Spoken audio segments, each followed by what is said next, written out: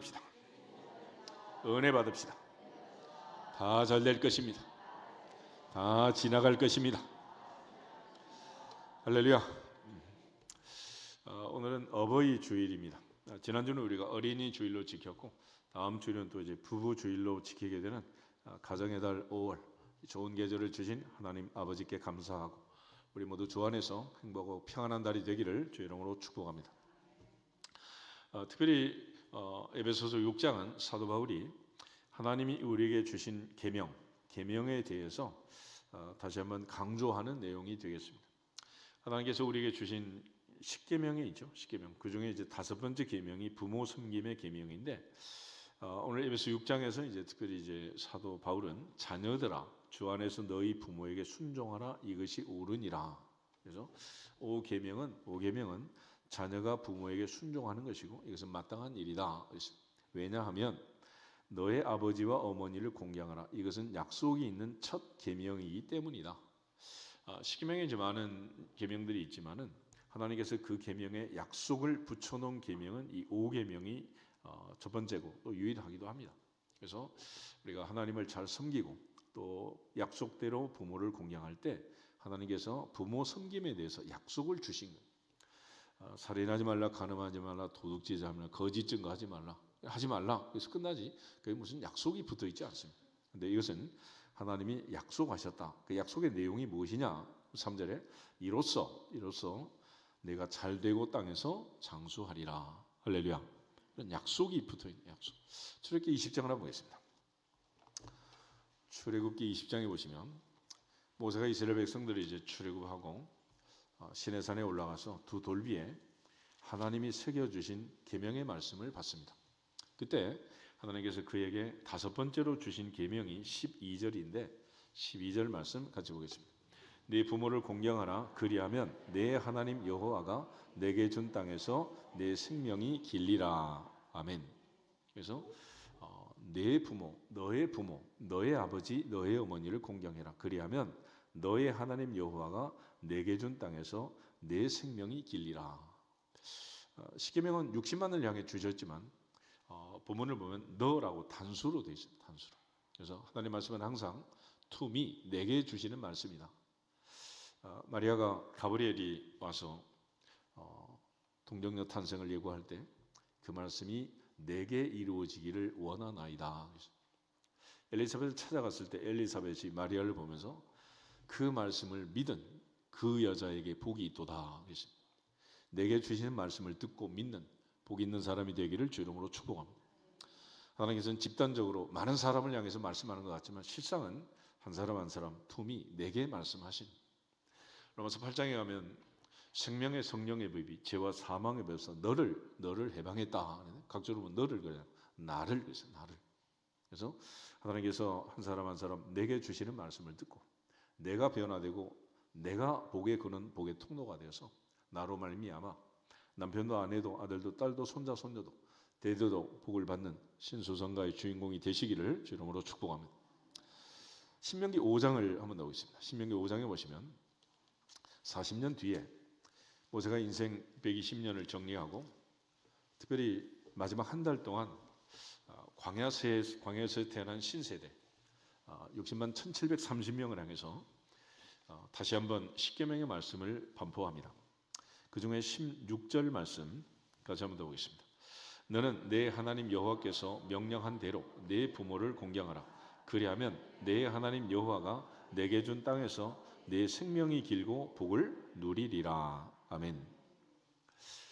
이 5계명의 위치를 어디에 두느냐에 따라서 이제 해석이 좀 달라지는데 예수님께서 한 서기관의 질문을 받고 어떤 계명이 제일 큽니까? 라고 말할 때 첫째는 하나님 사랑이고 둘째는 이웃 사랑이라고 했습니다. 특별히 첫 번째 하나님 사랑에 해당되는 마음을 다하고 목숨을 다하고 뜻을 다하고 힘을 다하여 주 여호와 너희 하나님을 사랑하라 하는 하나님 사랑하라는 계명, 이걸 대신 계명이라고 하는데 1계명에서 4계명까지를 우리가 대신 계명이라고 합니다. 그리고 5번째 부모 섬김으로부터 10번째 계명까지를 대인 계명, 이웃을 내 몸과 같이 사랑하라 하신 이웃 사랑의 계명으로 흔히 해석을 해서 제5계명은 이웃 사랑, 대인 계명의 첫 번째 계명. 그러니까 인간관계 가장 첫 번째가 부모를 공경하는 일이다라고 개신교는 대체로 해석을 합니다. 그런데 가톨릭에서는 1계명에서 3계명까지를 대신 계명으로 하고 4계명 안식일 계명을 인간을 위한 계명으로 해석을 하는. 예수님 말씀하실 때 안식일이 사람을 위하여 있는 거지 사람이 안식일을 위하여 있는 게 아니다. 인자는 안식일에도 주인이다 말씀했기 때문에 안식일의 계명을 사람을 위한 계명으로 낮춰서 해석을 하기도 합니다. 반면에 이제 유대교는 모세가 두 돌비를 가지고 올라가서 계명을 받을 때 5개 계명씩 하나씩 나누어서 5계명 자체가 이제 대신 계명으로 올라가게 되는. 그래서 부모를 공경할 때 하나님 섬기듯이 그렇게 공경해야 한다라고 강조를 하고 있는 것입니다. 그런 측면에서 이제 10계명의 원리, 이 계명의 원리를 잘 기억하시고 바울이 오늘 특별히 주 안에서 너희 부모에게 순종하라. 이것이 옳다. 이것은 약속이 있는 첫 계명이라고 10계명을 이제 강조하는 거예요. 그러므로 하나님께서 주신 계명에 순종해서 약속대로 복을 받는 신수상가를 이룰 수 있기를 주 이름으로 축복합니다. 그런데 그 약속 자체가 뭐냐면 너의 하나님 여호와가 내게 준 땅에서 내 생명이 길고 복을 누리리라.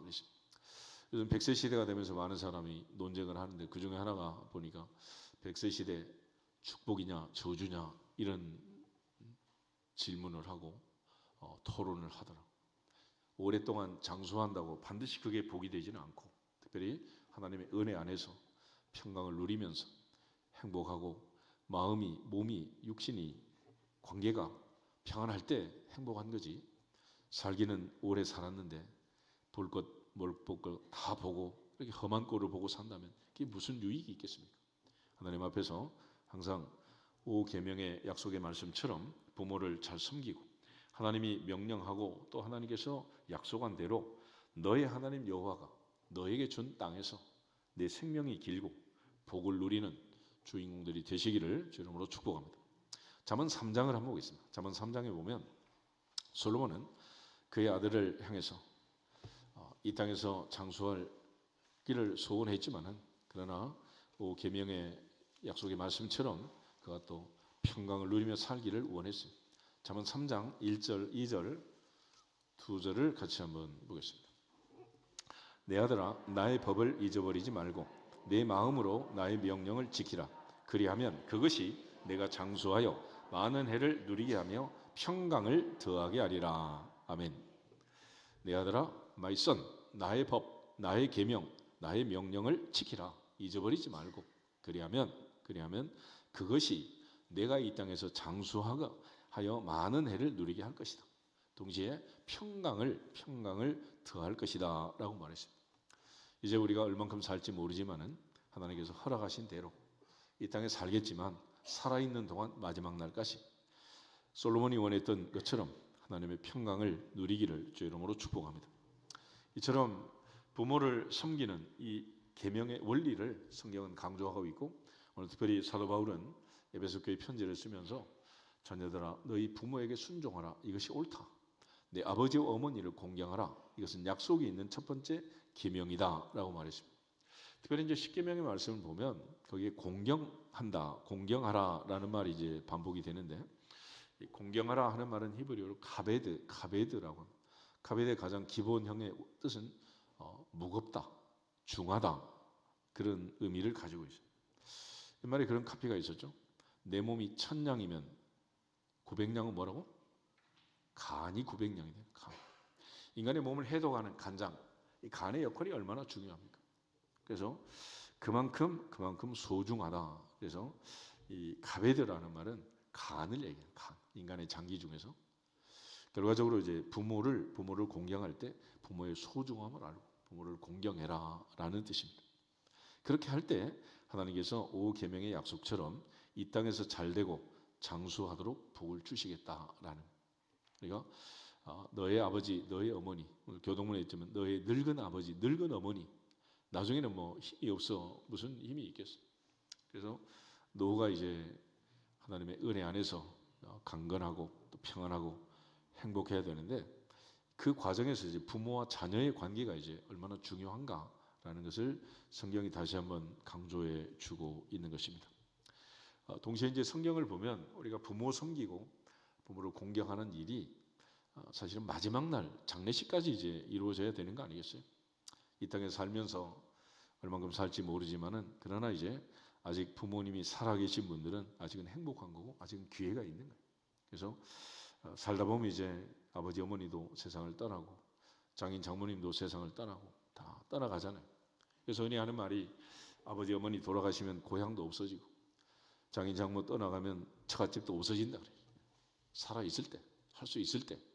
성경은 지금 특별히 영적인 하나님을 섬기는 그 공경함에 빗대서 부모를 공경해라라고 얘기를 합니다. 그래서 이 공경한다는 단어는 그렇게 소중하고 귀중하게 여길 대상은 첫째는 영적으로 하늘의 하나님한테 공경한다라는 단어를 쓰는 거예요. 그리고 또 하나는 이 땅에서는 부모님에게 유일하게 이 단어를 쓰는 것입니다. 그리고 그렇게 할 때 하나님이 주신 그 복이 얼마나 컸는가라는 것을 이제 강조해 주는데 우리가 성경을 찾아보면 아브라함, 이삭, 야곱 멀리 가지 않고 창세기부터 시작해서 부모를 잘 섬기는 자녀들이 이 땅에서 잘 되고 또 복을 받고 하나님의 은혜와 평강을 더하고 장수하고 했던 것을 알 수 있습니다. 우리 모두가 다시 한번 말씀들을 기억하면서 남은 인생 우리 모두가 다 영육간에 건강하되 특별히 건강한 몸과 마음으로 하나님과 교회를 잘 섬길 뿐만 아니라 특별히 가정 안에서 부모님을 잘 섬기고 약속하신 이 모든 약속대로 이 땅에서 장수하고 또 잘 되고 평강을 누리시기를 주 이름으로 축복합니다. 먼저 이제 아브라함의 장례식을 한번 찾아보도록 하겠습니다. 창세기 25장을 보시면 창세기 25장에 아브라함이 이제 175세 세상을 떠나게 되는데 7절부터 11절 말씀까지 7절부터 11절 같이 한번 읽겠습니다. 아브라함의 향년이 175세라 그의 나이가 높고 늙어서 기운이 다하여 죽어 자기 열조에게로 돌아가매 그의 아들들인 이삭과 이스마엘이 그를 마므레 앞 헷 속 소할의 아들 에브론의 밭에 있는 막벨라 굴에 장사하였으니 이것은 아브라함이 헷 족속에게서 산 밭이라. 아브라함과 그의 아내 사라가 거기 장사되니라. 아브라함이 죽은 후에 하나님이 그의 아들 이삭에게 복을 주셨고 이삭은 부엘라의 로이 근처에서 거주하였더라. 아멘. 아브라함은 나이가 175세를 살았다 그랬습니다. 아브라함은 그의 아버지가 데라라는 사람이었습니다. 아무리 이렇게 오래 살았을까? 오래 살았을까? 창세기 11장 한번 찾아보세요. 창세기 11장에 보면 아브라함의 아버지 데라와 아버지 아브라함을 섬겼던 그 아브라함의 이야기가 기록이 되어 있는데 27절에서 32절 우리 같이 한번 보겠습니다. 데라의 족보는 이러하니라. 데라는 아브라함과 나홀과 하란을 낳고 하란은 롯을 낳았으며 하란은 그 아비 데라보다 먼저 고향 갈대아 우르에서 죽었더라. 아브람과 나홀이 장가 들었으니 아브람의 아내 이름은 사레며 나홀의 아내 이름은 밀가니 하란의 딸이요 하란은 밀가의 아버지이며 또 이스가의 아버지더라. 사레는 임신하지 못함으로 자식이 없었더라. 데라가 그 아들 아브람과 하란의 아들인 그의 손자 롯과 그의 며느리 아브람의 아내 사레를 데리고 갈대아인의 우르를 떠나 가나안 땅으로 가고자 하더니 하란에 이르러 거기 거류하였으며 데라는 나이가 205세가 되어 하란에서 죽었더라. 아멘. 아버지 데라가 205세에 하란에서 세상을 떠날 때까지 아브라함은 고향과 친척과 아버지 집을 떠나라는 하나님의 명을 받았지만 이 하란에서 계속 아버지 데라와 함께 머뭇거리면서 그렇게 살았어요. 하란은 교차로라는 뜻이기도 한데 그 갈대아 우르를 떠나서 이제 이 하란에서 머뭇거리면서 그랬던 이유는 유일하게 아버지 데라 때문이었다. 그래서 데라가 세상을 떠난 다음 하나님께서 그에게 다시 명령하셨고 그가 조카 롯과 더불어서 이제 새로운 출발을 시작하게 됩니다. 그래서 아브라함이 이처럼 175세 인생을 살고 또 긴 여정 속에서 인생을 마무리하게 되는 것은 아브라함 역시 그의 아버지 데라에 대해서 마지막까지 장례를 잘 치르고 섬긴 그 결과라고 할 것입니다. 반면에 이제 오늘 25장에서 아브라함의 마지막 이야기를 읽었는데 아브라함은 나이가 175세라고 했습니다. 근데 그의 나이가 높고 늙어서 기운이 다하여 죽어 자기 열조에게 돌아갔다.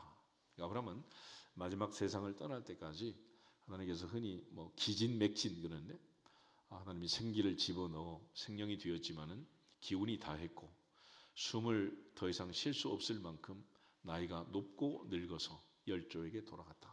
그래서 하나님의 은혜로 마지막 순간까지 하나님께서 주신 모든 은혜를 다 누리면서 세상을 떠났고 특별히 그의 아들 이삭과 이스마엘이 와서 그가 헤브론의 밭에 있던 막벨라 굴을 사서 사라 할머니를 장례식 치룬 그곳에 이제 장사되었습니다.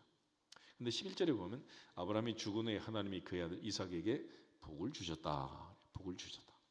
그래서 우리가 잘 아는 것처럼 이삭만 복을 받은 건 아니고 이스마엘 역시 12방백을 이루고 하나님께서 약속하신 대로 그가 또 큰 민족을 이루고 지금도 뭐 미국 이란 전쟁이 일어나고 있지만 고대 근동에 있는 모든 중동의 이슬람의 세력들 이게 전부 다 뭐 아브라함의 자손들 아니겠어요? 따져보면 이스마엘의 후예들인데 하나님께서 세상적으로도 부모를 잘 섬기면 반드시 약속대로 복을 주신 줄 믿고 어쨌거나 하나님의 약속의 말씀대로 부모를 잘 섬기고 이 땅에서 잘 되고 장수하시기를 주 이름으로 축복합니다. 근데 26장을 한 번 더 보시면 하나님께서 이삭에게 얼만큼 복을 주셨느냐 12절부터 15절 보겠습니다. 창세기 26장 12절 이삭이 그 땅에서 농사하여 그의 100배나 얻었고 여호와께서 복을 주심으로 그 사람이 장대하고 왕성하여 마침내 거부가 되어 양과 소가 떼를 이루고 종이 심이 많으므로 블레셋 사람이 그를 시기하여 그 아버지 아브람 때에 그 아버지의 종들이 판 모든 우물을 막고 흙으로 메웠더라. 아멘. 이삭은 농사 지었는데 그 해 몇 배를 받았다고요? 100배의 복을 받았다. 100배. 이 복을 누가 주셨어요? 하나님이 주셨어요. 하나님 왜 주셨어? 마지막까지 아버지 장례를 잘 치르고 효도한 그 아들에게 하나님 복을 주신 복.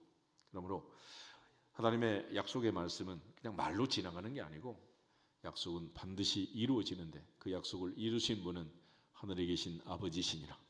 그러므로 여러분이 그렇게 무겁고 힘들게 지고 가는 아들, 딸 그 인생이 복을 받으려면 하나님 앞에서 이 계명을 지키도록 본을 보일지어다. 그러니까 이거는 가르쳐서 되는 일이 아니고 본을 보일 수밖에 없는 거예요. 본을. 그러니까 엄마가 아들 붙들고 엄마가 용돈도 안 쓰고 생활비도 아끼고 너 학원 보내고 먹이고 입히고 신발 사고 이렇게 애쓰고 힘쓰는데 엄마 늙으면 용돈 얼마 줄래? 그러니 아들이 하는 말이 그런다 그러죠. 엄마는 할머니 얼마 주는데? 다 필요 없는 거야. 본을 보이셔야지. 자식은 말로 가르칠 수 없고 설교해서 가르칠 수가 없어요. 아브라함의 아들 이삭이 하나님의 은혜로 100배로 복을 받아요. 근데 이거는 어떻게 가능했냐 그러면 이삭이 가는 곳마다 우물을 팔 때 하나님께서 파는 대로 우물이 터지게 하신 터지고. 아브라함은 원래 이제 가축을 많이 다리고 다니는 목축을 했어요. 목축. 근데 지금 이삭은 뭘 했다 그랬어요? 농사 그랬죠. 농사. 목축하고 농사는 같아요, 달라요? 비슷한 것 같지만 전혀 달라요. 목축은 이동하면서 하는 겁니다. 이동. 그러니까 요셉이 심부름 갔을 때 벌써 형들이 도단까지 가버리고 없잖아요. 한국, 중국, 일본 이런 나라가 부동산이 그렇게 비싼 이유가 뭐냐면 농사를 지어서 농사를 이동하지 않고 움직이지 않잖아요. 문제는 이제 농사라는 것은 한 지역에서 농사를 짓는 건데 농사에서 100배 수확을 얻는다. 여러분도 뭐 100배로 성장하는 기업 뭐 쉽겠습니까 이게? 그런데 어떻게 그렇게 100배가 되었느냐? 그러면 블레셋 사람들은 100번을 파도 우물이 안 터지는데 이삭은 파기만 하면 샘이 터지는 거예요. 100배 됩니까 안 됩니까? 왜 안 되겠어요? 그 모든 샘의 물이 터지도록 샘물을 주시는 분은 하늘의 하나님이십니다. 결정은 하나님이 하십니다. 그러므로 마지막까지 부모를 잘 섬겨서 아들, 딸 대대로 100배의 복을 누리기를 주 이름으로 축복합니다. 이삭이 세상을 떠날 때 그 아들 야곱과 이삭이 에서가 장례를 치르게 되는데, 우리 히브리서 11장을 먼저 한번 찾아보겠습니다. 히브리서 11장을 보시면 반면에 이제 믿음의 조상들도 마지막 순간까지 그의 자녀들을 축복하면서 기도하면서 인생을 마무리하는 것을 볼 수 있습니다. 히브리서 11장 20절에서 22절을 보겠습니다.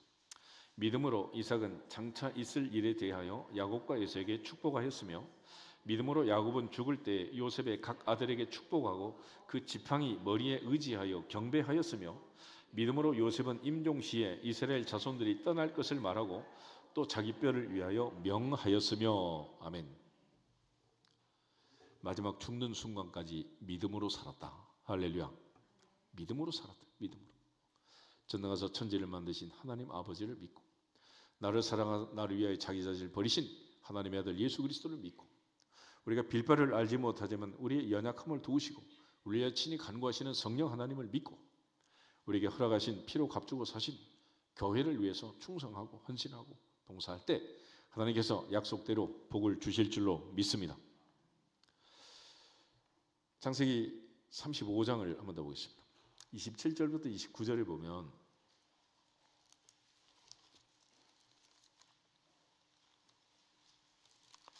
(35장) 27절에서 29절에 보면 이제 이삭이 세상을 떠나는 장례 기사가 나와 있습니다.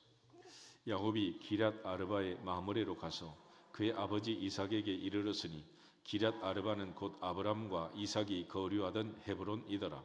이삭의 나이가 180세라.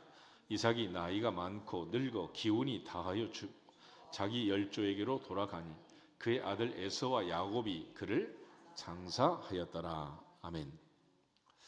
아브람, 이삭, 야곱이 살았던 곳은 헤브론, 기럇 아르바, 브엘세바, 유다 남쪽 지역이었습니다. 이삭은 나이가 자그마치 180세였던 180세. 아브람은 175세를 살았고 이삭은 180세를 살았습니다. 아버지보다 5살을 더 살았는데, 창세기 22장을 보면 아들 이삭은 아버지가 모리아산에서 번제를 드릴 때 자원해서 번제단에 올라가고 아버지께 순종했던 여호와 일의 복을 받았던 아들 아니겠습니까? 그런데 이삭도 역시 아버지 아브람처럼 나이가 많고 늙어 기운이 다함에 죽어 자기 열조에게 돌아갔다. 그러니까 아프거나 뭐 병사하거나 고생하거나 중환자실에 뭐 요양원에 들어간 거 아니고 하나님이 진 은혜대로 건강하게 마지막 날까지 생명의 호흡이 닿을 때까지 하나님이 그의 생명을 보존하셨고 주관하셨고 복을 주신 것. 그리고 마지막 그의 아들 에서와 야곱이 그를 위하여 장사 지냈다 그랬습니다.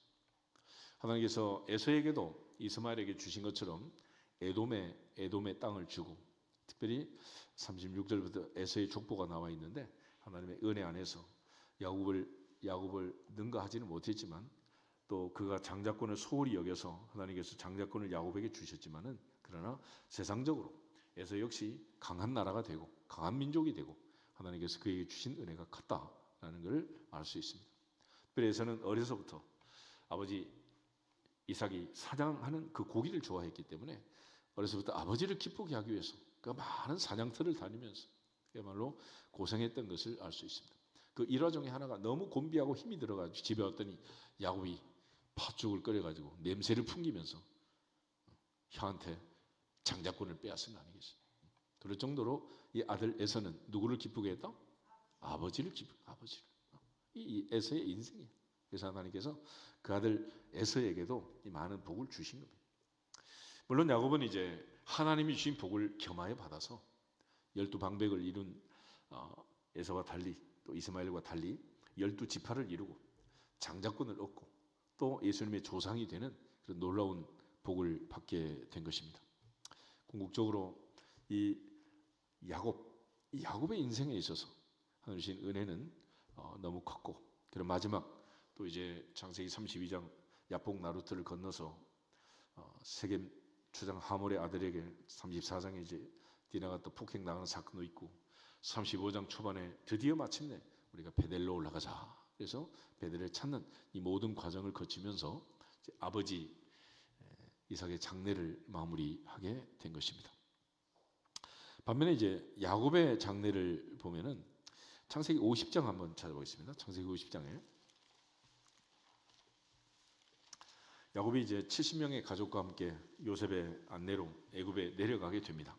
그런데 그가 세상을 떠나기 전 그리고 세상을 떠나는 마지막 이 장면이 기록이 되어 있는데 49장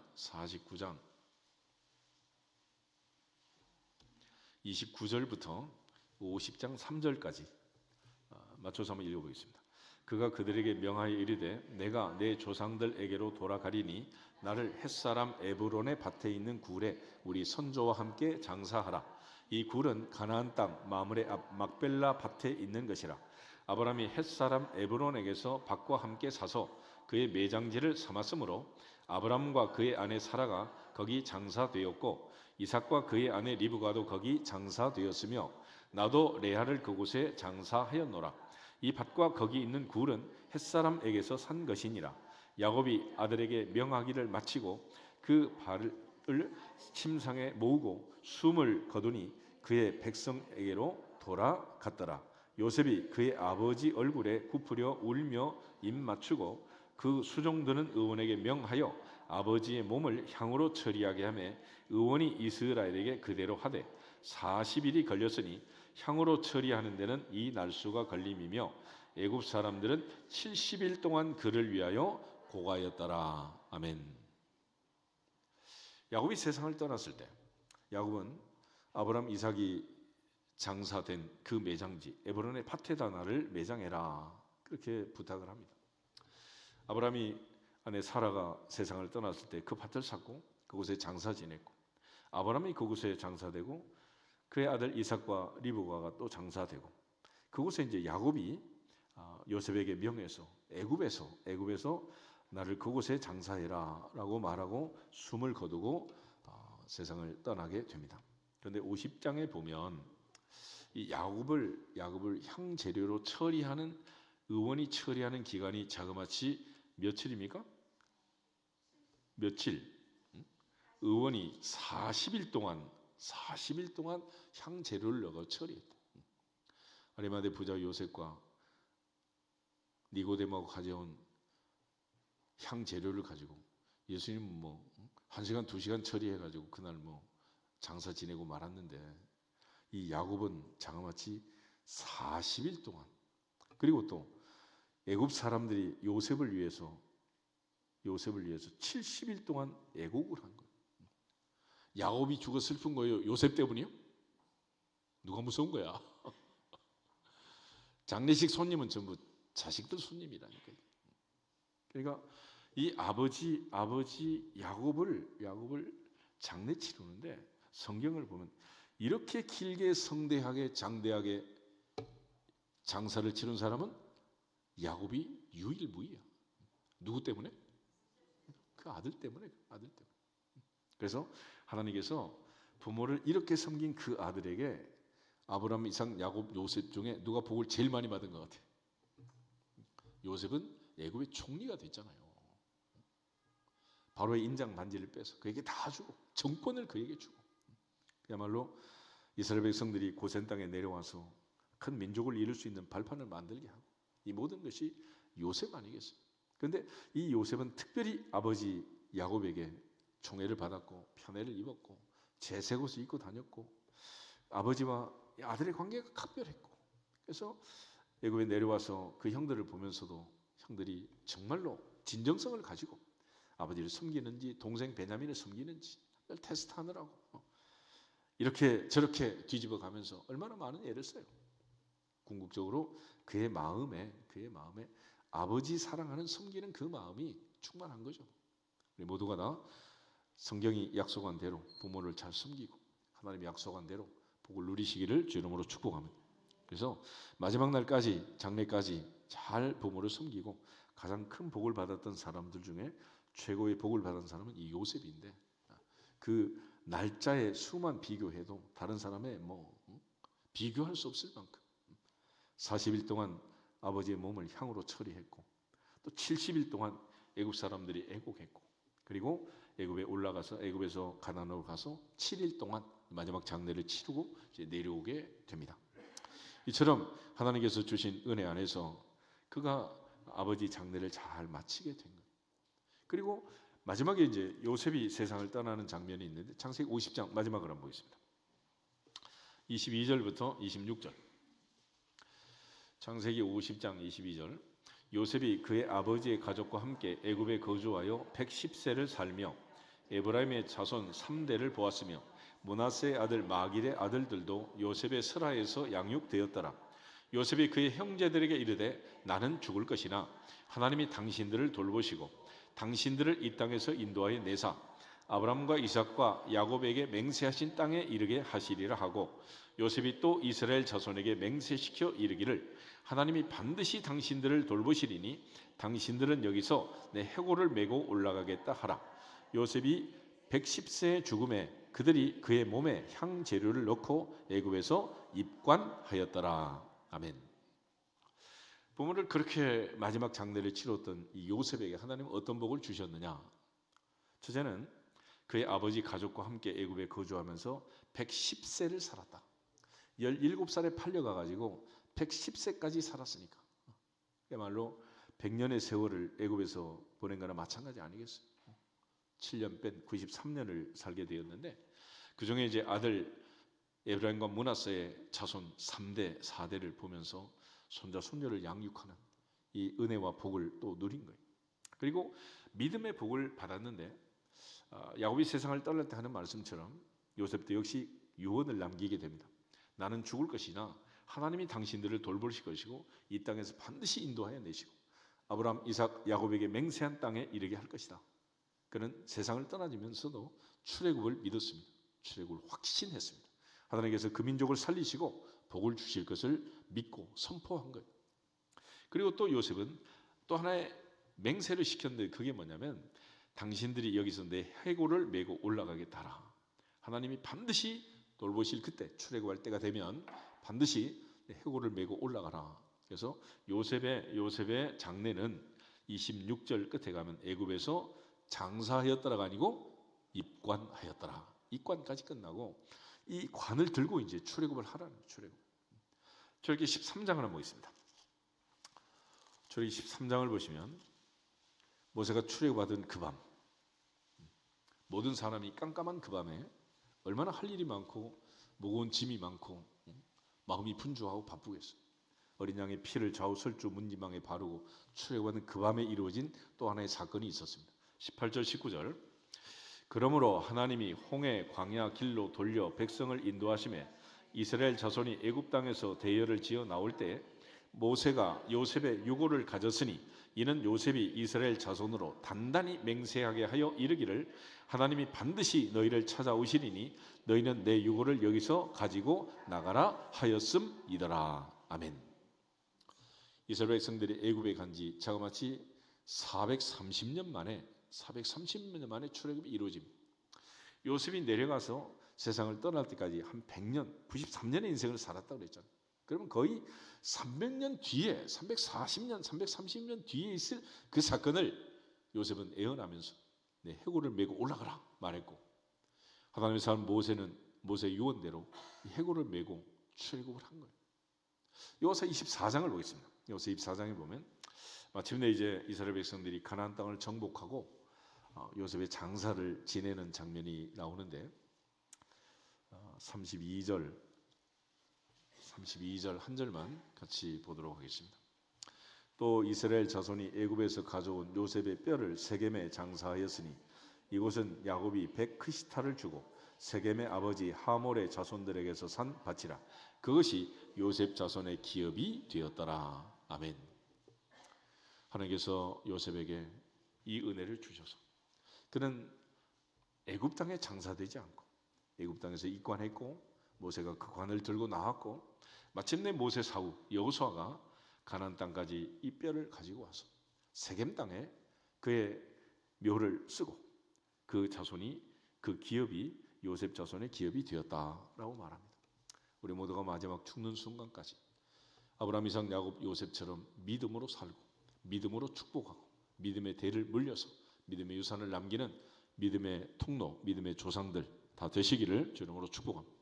그것이 우리가 자녀들을 위해서 할 수 있는 일 아니겠어요?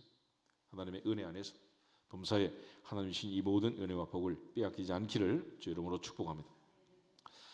열왕기상 2장을 한번 더 보겠습니다. 열왕기상 2장에 보면 하나님의 사람 다윗이 이제 세상을 떠나는 장면이 나오는데 그 중에 1절부터 4절에 있는 말씀, 다윗의 유언이 나와 있는데 같이 한번 보겠습니다. 다윗이 죽을 날이 임박함에 그의 아들 솔로몬에게 명령하여 이르되 내가 이제 세상 모든 사람이 가는 길로 가게 되었노니 너는 힘써 대장부가 되고 내 하나님 여호와의 명령을 지켜 그 길로 행하여 그 법률과 계명과 율례와 증거를 모세 율법에 기록된 대로 지키라. 그리하면 내가 무엇을 하든지 어디로 가든지 형통할지라. 여호와께서 내 일에 대하여 말씀하시기를 만일 내 자손들이 그들의 길을 삼가 마음을 다하고 성품을 다하여 진실이 내 앞에서 행하면 이스라엘 왕위에 오를 사람이 내게서 끊어지리라 아니하리라 하신 말씀을 확실히 이루게 하시리라. 아멘. 다윗은 선지자 나단이 왔을 때 하나님의 성전을 짓고 싶습니다. 그런 얘기를. 그때 하나님께서 나단을 통해서 다윗에게 주신 약속은 정말로 네가 내 집을 짓겠느냐? 내가 너를 위하여 왕조를 만들어 주겠다. 다윗은 하나님 앞에 템플을 바치겠다고 했지만 하나님은 다윗에게 다이너시티, 왕조를 만들어 주겠다. 왕조를. 그런데 그 모든 기록을 보면 이 모든 복이 이제 솔로몬에게 넘어가는 것입니다. 다윗의 마지막 이 유언을 받고 장례를 치르고 아버지를 모신 아들은 솔로몬이었어요. 10절부터 12절 한번 보겠습니다. 다윗이 그의 조상들과 함께 누워 다윗성에 장사되니 다윗이 이스라엘 왕이 된 지 40년이라. 헤브론에서 7년 동안 다스렸고 예루살렘에서 33년 동안 다스렸더라. 솔로몬이 그의 아버지 다윗의 왕위에 앉으니 그의 나라가 심히 견고하니라. 아멘. 우리가 솔로몬을 가리켜서 전무후무한 왕이다 그렇게 말을 하죠. 그의 아버지 다윗은 하나님을 기쁘게 했던 네 배 말이 마음의 묵상이 아버지께 연락되기를 원했던 하나님의 사람이었습니다. 그 아버지의 마음을 기쁘게 하고 아버지의 후계자로 세워진 왕은 평화의 왕 솔로몬이었어요. 솔로몬. 그런데 이 솔로몬을 보면 아버지가 왕이고 아버지의 뒤를 이어 40년 동안 평화 시대를 이끌고 그의 아들 르호보암이 좀 모자라긴 했지만은 나라가 반토막 되긴 했지만은 유다의 왕이 되고 마침내 예수님의 조상이 되는 이 엄청난 복을 받은 거 아니겠어요? 이 정도 받으면 됐지. 더 바랄 게 있겠어요? 그런데 이 모든 게 어디 있느냐? 아버지의 마지막 말씀을 듣고 유언을 잘 지키고 아버지를 공경한 그 솔로몬의 효심, 거기서부터 출발하는 거예요. 다윗은 특별히 이제 5절부터 9절 말씀을 보면 그의 평생 해결하지 못한 세 가지 문제가 있었습니다. 이 문제를 솔로몬에게 넘겼고 솔로몬에게 처리하라고 마지막 그의 인생에서 정리하지 못한 세 가지 문제를 넘겼는데 솔로몬이 이걸 이제 역사적으로 보면 잘 정리를 해요. 세 가지가 무엇인가? 5절부터 9절 계속해서 한번 보겠습니다. 수레의 아들 요압이 내게 행한 일, 곧 이스라엘 군대의 두 사령관 넬의 아들 아브넬과 예델의 아들 아마사에게 행한 일을 내가 알거니와 그가 그들을 죽여 태평시대에 전쟁의 피를 흘리고 전쟁의 피를 자기의 허리에 띤 띠와 발에 신은 신에 묻혔으니 내 지혜대로 행하여 그의 백발이 평안히 스올에 내려가지 못하게 하라. 마땅히 길앗 바실레의 아들들에게 은총을 베풀어 그들이 내 상에서 먹는 자 중에 참여하게 하라. 내가 내 형 압살롬의 낯을 피하여 도망할 때에 그들이 내게 나왔느니라. 바울이 베냐민 사람 게라의 아들 시므이가 너와 함께 있나니 그는 내가 마하나임으로 갈 때에 악독한 말로 나를 저주하였느니라. 그러나 그가 요단에 내려와서 나를 영접함으로 내가 여호와를 두고 맹세하여 이르기를 내가 칼로 너를 죽이지 아니하리라 하였노라. 그러나 그를 무죄한 자로 여기지 말지어다. 너는 지혜 있는 사람이므로 그에게 행할 일을 알지니 그의 백발이 피 가운데 수월에 내려가게 하라. 아멘. 다윗에게 있어서 평생의 아킬레스 건은 이 요압이라는 사람이었습니다. 요압은 다윗의 군대 장관이었는데 여기 있는 것처럼 아브넬과 아마샤가 사실은 더 덕망이 높고 충성된 장군들이어서 다윗이 혹시 이들을 군대 장관으로 삼고 자기를 내치지 않을까 하는 그런 염려 때문에 두 장군을 죽이는 이런 끔찍한 일을 저지른 사람이었어요. 그렇지만 다윗은 평생 이 수라의 아들 요압을 정리하지 못하고 솔로몬에게 넘기게 됩니다. 그런데 이 요압은 마지막에 가서 솔로몬 편을 들지 않고 아도니아 편을 들었다가 제단불을 잡고 있는 것을 이제 정리해서 솔로몬이 아버지 유언대로, 다윗의 유언대로 요압의 문제를 해결하게 됩니다. 두 번째는 이제 바르실레라는 사람인데, 압살롬의 반란 때 다윗이 이제 마하나임으로 도피를 하고 도망을 가게 되죠. 그때 후세 작전에 의해서 그는 하룻밤 시간을 벌고 겨우 이제 구사일생으로 살아나게 되는데, 다윗이 도망가던 그 피난길에서 비탈길을 따라가면서 돌멩이를 던지면서 티끌을 날리면서 다윗을 저주했던 사람이 바로 이 시므이라는 사람이었어요. 그래서 이 바르실레의 아들과 시므이에 대해서 압살롬의 반란 때 이루어진 사건인데, 이제 압살롬의 반란이 평정이 되고 이제 돌아올 때 바르실레에게 다윗이 요구를 합니다. 같이 가자. 그랬더니 이 노인이 하는 말이, 내가 나이가 너무 많아서 이제는 보아도 좋은 줄도 모르고 아무리 맛있는 걸 먹어도 맛있는 모르니 내 아들 김함을 데려가서 좀 도와달라. 그래서 그의 아들들을 이제 돌보도록 부탁을 해요. 그래서 이제 다윗이 그동안 입었던 은혜에 대해서 갚지 못한 것을 솔로몬에게 부탁을 하는 거예요. 사람과 짐승의 차이점은 뭘 갚는 거다? 은혜를 갚는 거 아니겠어요? 은혜를.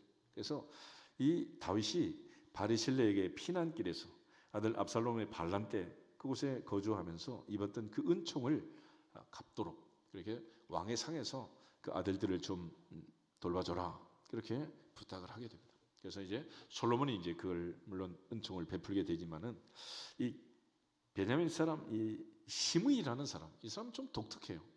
그렇게 이제 다윗이 갈 때 저주하고 돌멩이를 던지고 막 하다가 아비새를 비롯한 군대 장관들이 다윗에게 가서 저 녀석 목을 자를까요? 그러니까 냅둬라 그래. 왜냐하면 내 아들도 나를 반역하고 하나님께서도 나를 이렇게 버리시는데 베냐민 사람 이겠느냐? 그러면서 다윗이 자책을 하면서 모든 원인은 나에게 있다라고 생각하고 피난을 가게 됩니다.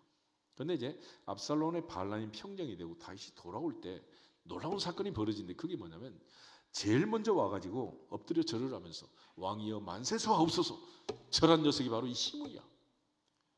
이거 얼마나 이게 뭐 눈에 뻔히 보이는 이런 희한한 짓을 하니.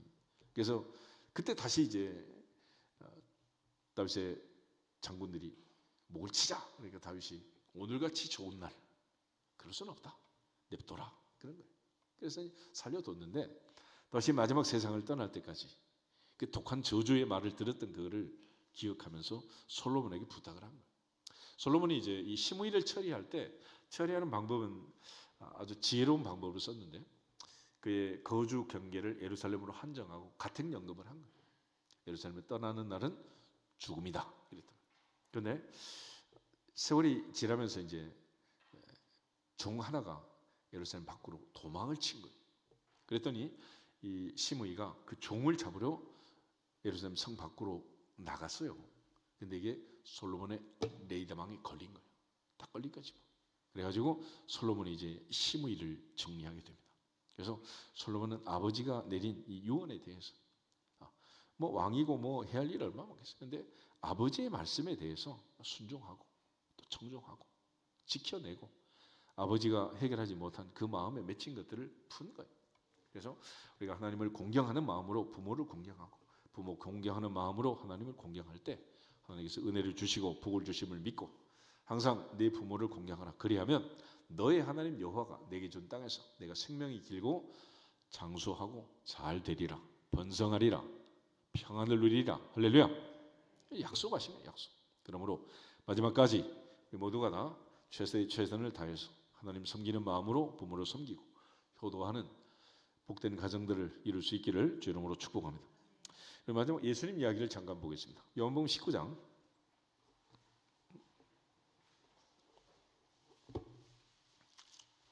십자가에서 우리 흔히 가상칠언이라고 해서 다루는 말씀이기도 하지만은 예수님께서 마지막 세상을 떠나면서 해결하지 못한 마음에 맺혀 있는 마지막 문제는 어머니 마리아였습니다. 25절부터 27절을 같이 보겠습니다. 예수의 십자가 곁에는 그 어머니와 이모와 글로바의 아내 마리아와 막달라 마리아가 섰는지라. 예수께서 자기의 어머니와 사랑하시는 제자가 곁에 서 있는 것을 보시고 자기 어머니에게 말씀하시되 여자여 보소서 아들이니라 하시고 또 그 제자에게 이르시되 보라 내 어머니라 하신대 그때부터 그 제자가 자기 집에 모시니라. 아멘. 예수님께서 십자가에서 마지막 인간적으로 이 세상에서 해결할 수 없는 어머니의 문제를 사랑하는 제자 요한에게 부탁했고 그날부터 사도 요한은 예수님의 어머니 마리아를 자기 집에서 모셨다라고 말해요. 여러분, 그런데 평소에 효도하지 않는 아들이 갑자기 십자가에서 이런 생각이 날까요? 안 날까요? 그건 있을 수가 없는 일이야. 누가복음 2장을 한번 찾아보겠습니다. 누가복음 2장.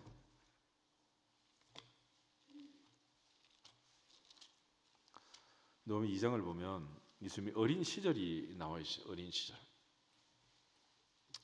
그 중에 39절, 40절 두 절을 먼저 보겠습니다.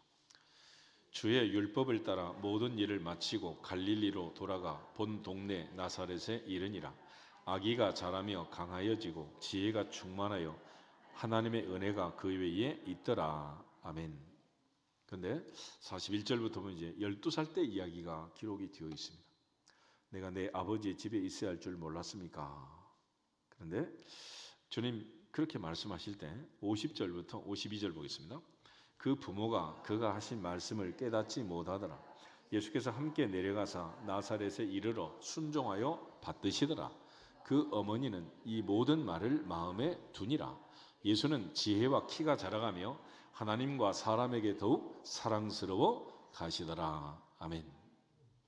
예수께서 함께 내려가서 나사렛에 이르러 순종하여 받드시더라. 이때 나이가 몇 살? 12살. 어렸을 때부터. 그래서 항상 어려서부터 주님은 순종했고 부모님을 받들어 섬겼다라는 걸 알았어요. 그리고 그 어머니는 이 모든 말을 마음에 두었다. 그래서 아이들이 어렸을 때 한 말, 마음에 남아있는 사람은 엄마고 남아있지 않으면 안 엄마고 그런 거지. 그러니까 엄마는 아들의 말을 기억하는 거 아니겠어요? 궁극적으로 예수님은 어려서부터 순종했고 마지막 십자가에서 마지막 순간에 어머니를 사랑하는 제자에게 부탁하며 세상을 떠나셨습니다. 우리 모두가 하나님의 계명을 따라서 이 좋은 계절 가정의 달에 오늘 어버이 주일로 지키고 있는데 하나님 앞에서 우리가 해야 할 일이 많겠지만 하나님 섬기는 마음으로 부모를 섬기고 공경해서 약속대로 이 땅에 사는 동안 영육간에 건강하고 범사가 형통하고 잘되고 은혜와 평강을 누리는 시수성가를 이룰 수 있기를 주님의 이름으로 축복합니다. 여호사나 앞뒤 사람 인사하고 기도하겠습니다. 하나님 공경하듯이 부모를 공경합시다. 아멘. 다 같이 주 예수 그리스도의 이름으로 순종할지어다 선포하고 기도하겠습니다. 주 예수 그리스도의 이름으로 순종할지어다. 아버지 감사합니다.